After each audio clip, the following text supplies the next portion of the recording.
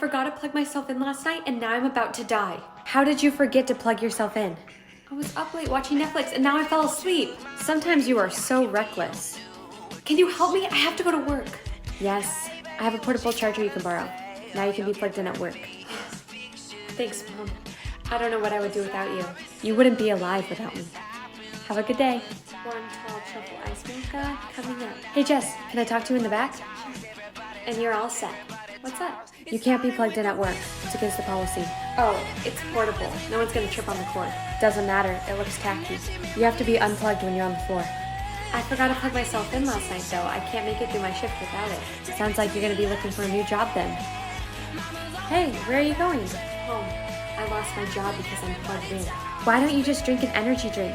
It gives you full battery.